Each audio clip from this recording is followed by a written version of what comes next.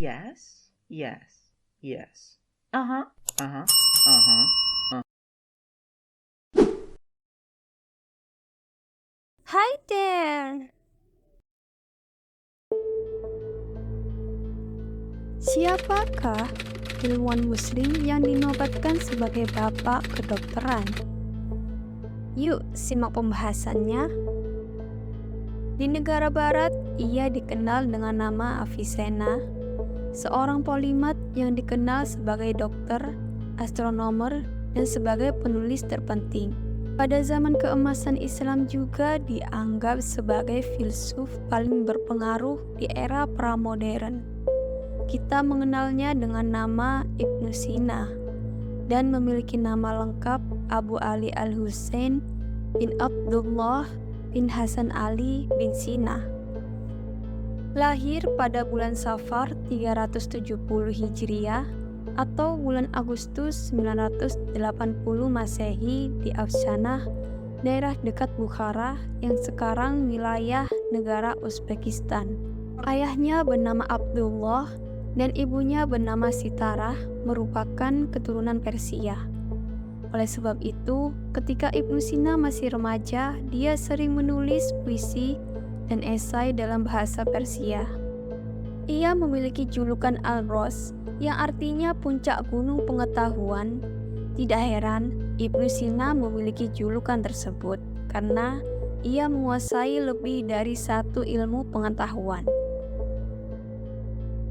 Keluarga Ibnu Sina bisa dibilang mampu, sehingga ia diberikan pendidikan yang terbaik. Ayahnya diangkat sebagai gubernur di sebuah distrik di Bukhara pada masa pemerintahan penguasa Samaniyah Nuh II bin Mansur. Rumahnya merupakan pusat aktivitas sarjana dan ulama masyhur pada masanya. Mereka banyak melakukan aktivitas diskusi membahas berbagai permasalahan. Dari diskusi-diskusi inilah Ibnu Sina memahami pengetahuan yang luas. Sejak kecil Ibnu Sina sudah memperlihatkan kecerdasan yang luar biasa. Ia memiliki kemampuan analisa berpikir tajam dan dikenal memiliki daya ingat yang sangat kuat. Di usia 5 tahun, orang tuanya mulai memberikan pendidikan agama dan logika elementer. Pada usia 10 tahun, Ibnu Sina telah menghafal Al-Quran, belajar ilmu-ilmu syariat dan fikih. Tak berhenti di situ, ia telah menguasai ilmu teologi, kemudian mulai terjun ke dunia filsafat hingga umur 16 tahun. Abu Abdullah An-Nakili adalah guru dari Ibnu Sina, guru dalam ilmu logika dan berbagai kegiatan Euclides dalam bidang matematika. Setelah itu, ia belajar secara otodidak dan menekuni matematika hingga ia berhasil menguasai buku Al-Maghz, karangan Ptolemas, serta menguasai disiplin ilmu pengetahuan alam. Sering sekali soal-soal ilmiah yang tidak dapat diselesaikan oleh gurunya mampu ia selesaikan. Semangat belajar Ibnu Sina tidak berhenti di bidang teologi dan matematika saja, lalu mempelajari ilmu kedokteran kepada gurunya Abu Mansur Al-Qomari, penulis kitab Al-Hayat wa Al-Maut, dan Abu Sahal Isa bin Yahya Al-Jurjani, penulis ensiklopedia kedokteran Alkitab Al-Mi'ah fi Sina At-Tihtib.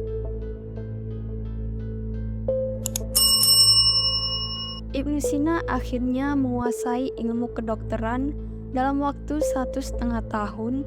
Tidak bisa dipungkiri, Ibnu Sina merupakan pribadi yang bijaksana.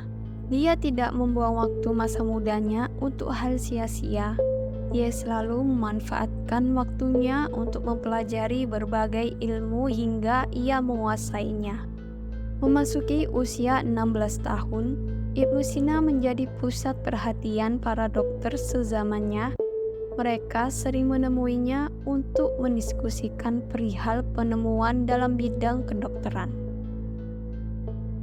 Pada usia yang sama, dia dapat menyembuhkan penyakit yang diderita Sultan Samaniyah, Nuh bin Mansur, sekitar tahun 976 sampai 997, sehingga ia diberi hak istimewa untuk menggunakan perpustakaan besar milik raja. Dianugerahi dengan kemampuan luar biasa untuk menyerap dan memelihara pengetahuan, Ibnu Sina membaca seluruh buku-buku di perpustakaan itu hingga akhirnya berhasil menguasai semua ilmu yang ada pada masanya.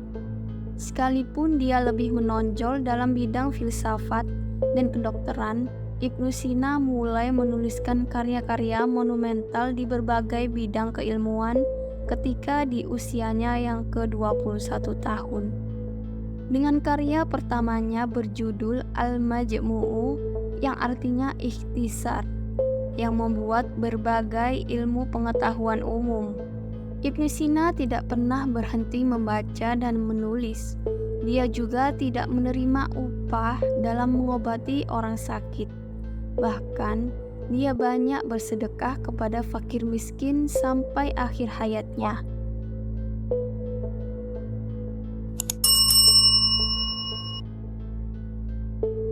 Ibnu Sina wafat di Hamzan, Persia pada tahun 428 Hijriah atau 1037 Masehi di usianya yang ke-58 tahun. Dia meninggal karena terserang penyakit usus besar. Selama masa hidupnya, Ibnu Sina memberikan sumbangan untuk kemajuan keilmuan. Dalam rangka peringatan 1000 tahun kelahirannya, melalui event Fair Millennium di Teheran pada tahun 1955, Ibnu Sina dinobatkan sebagai Bapak Kedokteran untuk selama-lamanya. Dari sekitar 450 judul yang ditulisnya, 240 diantaranya selamat dan bertahan hingga hari ini. Di antaranya 240 judul dalam bidang filsafat dan 40 judul dalam ilmu pengobatan.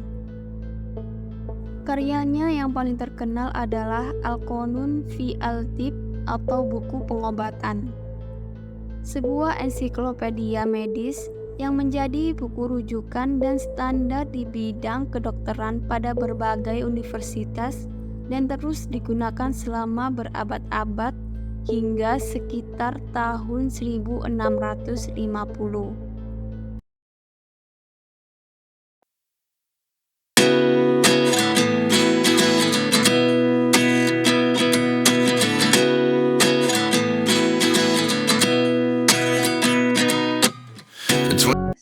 Yes. Yes. Uh-huh. Uh-huh. Uh-huh.